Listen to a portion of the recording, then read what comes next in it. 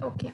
So we studied about precedent, right? Precedent or judicial decision. We studied that part, right? That judge would give a decision while deciding a case, and that decision becomes binding on lower courts. That is the rule of precedent. Now, there was a question asked, explain the circumstances affecting the weight of decision of the court.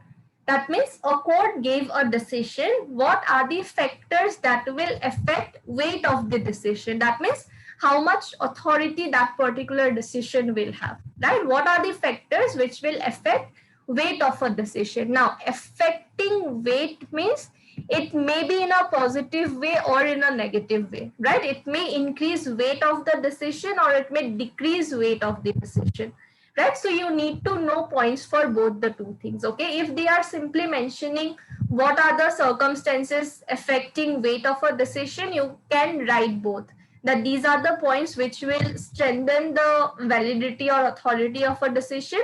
These are the points which will weaken authority or validity of a decision, right? And if they are specifically mentioning what are the situations that will lower validity of a decision, then you can mention that only. Okay, I'm giving you overall, whatever they are asking, accordingly you can write. All right, if it's a general question, you write both. If they have specifically mentioned regarding increasing weight or decreasing, you can accordingly frame your answer. So for this, you can give one intro saying what is judicial precedent, right? So judicial precedent refers to previously decided judgments. Why is it important? Because it saves time. Every single time you are not bothered with the same kind of matter. You can simply refer to the previous decisions, like that you can mention. So now also precedents are given much value and all that stuff you can write in your intro. Then you can mention circumstances affecting weight of a decision. It is important to understand the extent to which courts are guided by precedent. That means, yes, for sure, courts do follow decisions given by a higher court. But to what extent do they follow? Is it like they just obey whatever is given by higher courts, or what is it, right? So it's very important that we understand the extent to which decisions of courts are courts are guided by precedent. There are some circumstances which would affect decisions of court, right?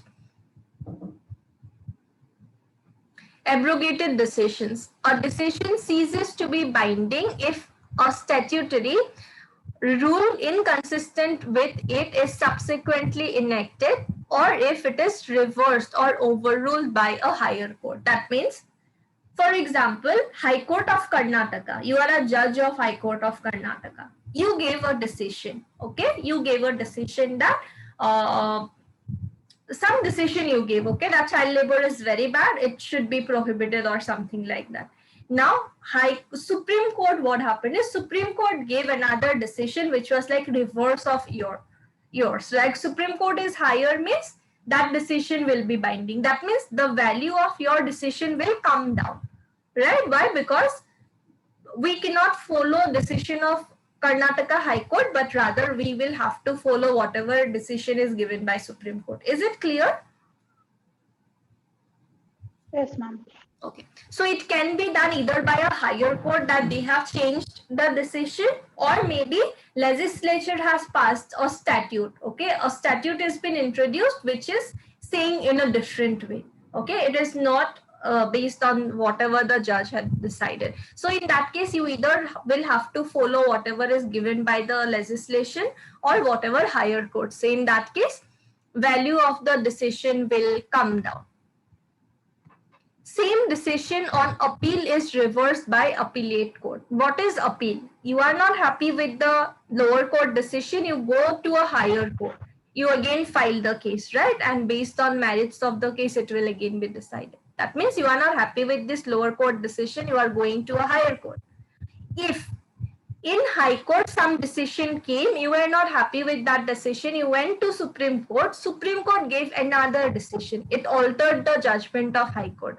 At that time, this High Court ka judgment will not have any authority, right? Why? Because this is already altered at the stage of appeal by Supreme Court. Is it clear? Yes, ma'am. Sure, right? Yes. Okay. So High Court of Karnataka gave a decision, its value may be reduced. How? That Supreme Court gave another decision in some other court, which was like reversed. Or maybe a legislation or a statute came, which was something different only, right? Its value will come down. Similarly, if High Court of Karnataka gave a decision in some case, okay, Pranati versus Meenakshi, High Court of Karnataka gave a decision. We were not happy with the decision. We went to Supreme Court of India. Supreme Court reversed this decision. That point of time also, this decision will have no value, right? Why? Because And it was case laws always will come. Case laws will always will come versus, no ma'am. Means like Pranati versus Meenakshi, like that it will come, no ma'am. yeah, for civil matters, it would come like that. Like if you are filing a case against me, it will be like you versus me. For criminal, ma'am, it will come like that actually. For criminal, it would be like if you are filing the case, right? It would be like your name versus state of Karnataka or Union of India if it is central.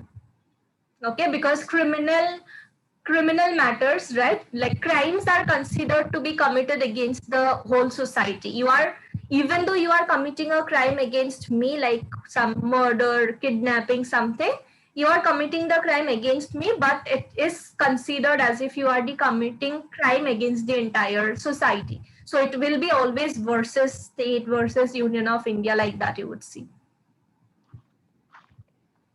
Okay.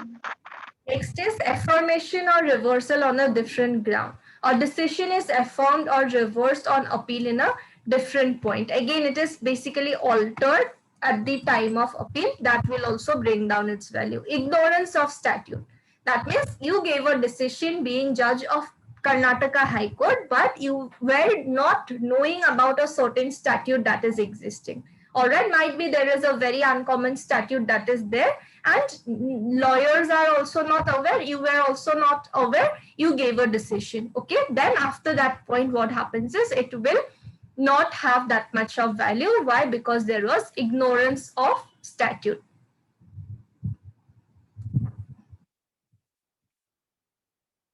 Inconsistency with earlier decision of High Court. A precedent is not binding if the court that decided it overruled an inconsistent decision of a High Court. High Court cannot ignore decisions of Supreme Court of India. Okay, that means High Court is like there are two different decisions given by the same High Court. At that point of time also, one of the decisions value would come down. Inconsistency with this earlier decision of same rank. A court is not bound by its own previous decision that are in conflict with one another.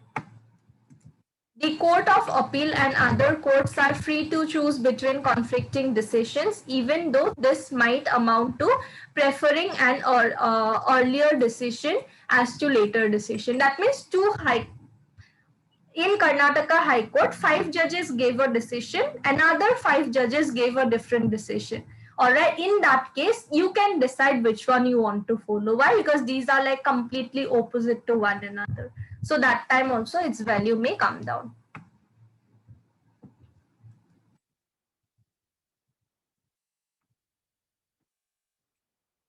Precedent not fully argued.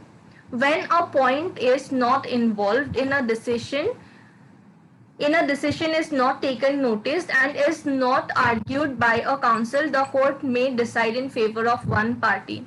Hence, such where if all the points had been put forth, the decision is one favor of one party. Hence, such rules precedent not fully argued. So basically, if one party had not represented his or her side properly, in that case also, we can say that there was no, like enough opportunity was not given to both the parties to put forward their point of view.